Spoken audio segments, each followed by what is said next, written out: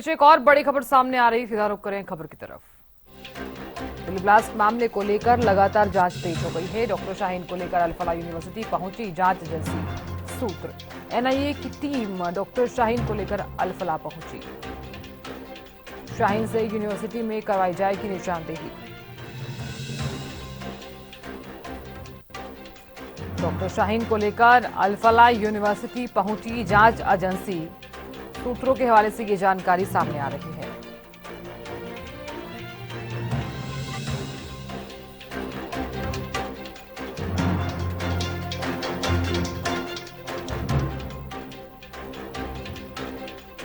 Doctor Shaheen को लेकर अल-फलाह पहुंची एनआईए की टीम।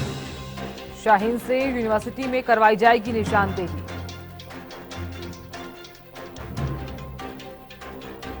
तो प्रायताश्री लगातार बनी हुई है दिल्ली से। अब प्रायता देखिए, डॉक्टर शाहीन को लेकर अल-फलाह यूनिवर्सिटी जाने वाली है एनआईए की टीम। आपके सूत्र क्या कह रहे हैं?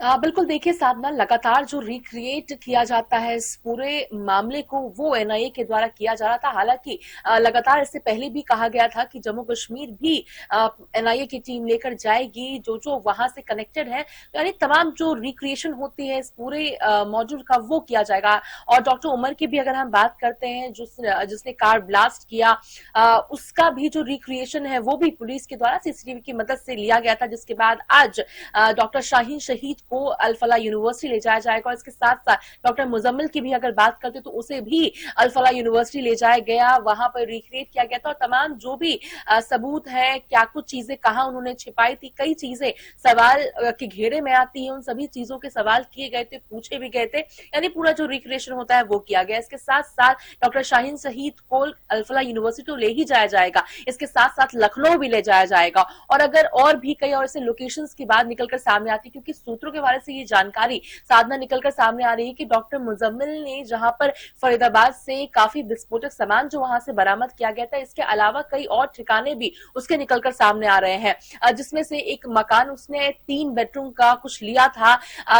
मकान मालिक को उन्होंने बताया था, उसने बताया था कि सेब का व्यापार करेगा, इस वजह से ये घर को लिया गया है, जिसमें कई बार डॉक्टर शाहीन शहीद भी आई थी मुजम्मिल के साथ।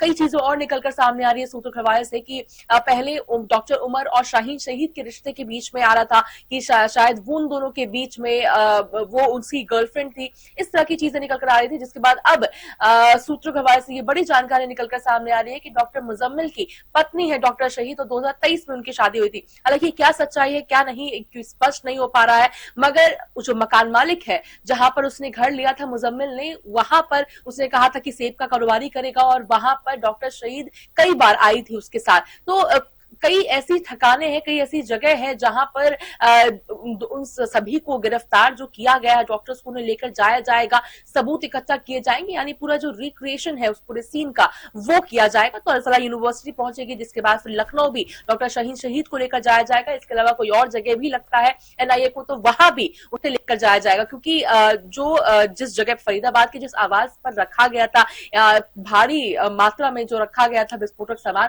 उससे पहले कॉलेज से अल-फलाह यूनिवर्सिटी से सटे एक और कमरे में उसे काफी 12 से 15 दिन बताया जा रहा है कि रखा गया था सामग्री को, जिसके बाद डर लगा कि संभवतः किसी के नजर में आ जाएगा या चोरी हो जाएगी, जिसके बाद उसे उठाकर कहीं और रख दिया गया। उस ठिकाने से हटाकर फिर किसी और ठिकाने पर रखा गया था। तो जिन जिन ठिकाने पर रखा गया उन सभी जगहों की जांच पड़ताल होगी, और किसने इतने भारी मात्रा में विस्फोटक सामान रखने की इजाजत दी, इसका भी पता लगाया जाएगा, और सभी व्यक्तियों को पूछा जाएगा, सवाल किया जाएगा।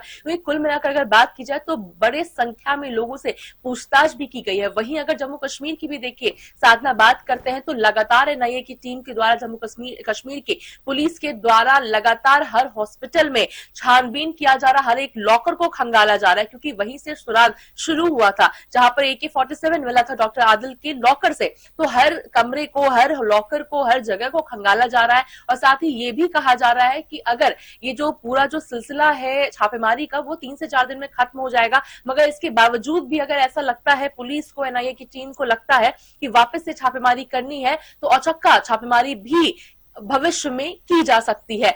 तो कहीं भी किसी के लिए जगह नहीं छोड़ा जाएगा। जो भी व्यक्ति संदिग्ध उन्हें पकड़ा जा रहा है, पूछताछ की जा रही है, गिरफ्तारी की जा रही है। वहीं जिस प्रकार से कल एनआईए के द्वारा यानी दानिश जो व्यक्ति है जिसने मदद की थी डॉक्टर उमर की, 10 दिन का उसे हिरासत में एनआईए को उसकी हिरासत मिली थी, जिसके बाद कल 10 दिन समाप्त हुआ, उसे पेश किया गया और वापस से उसे 7 दिन की रिमांड एनआईए को दे दी गई है। तो ये जो धरपकड़ का पूरा सिलसिला है, रिक्रिएशन का जो सिलसिला है वो किया जा रहा है। कल फला यूनिवर्सिटी लेकर जाया जाएगा डॉक्टर शाहीन शहीद को, और कल डॉक्टर मुजम्मिल को भी लेकर जाया गया था, और लखनऊ भी संभवतः ले जाया जाएगा। जी बिल्कुल अपराजिता, बहुत शुक्रिया जानकारी देने के लिए और नजर बनाए रखने के लिए।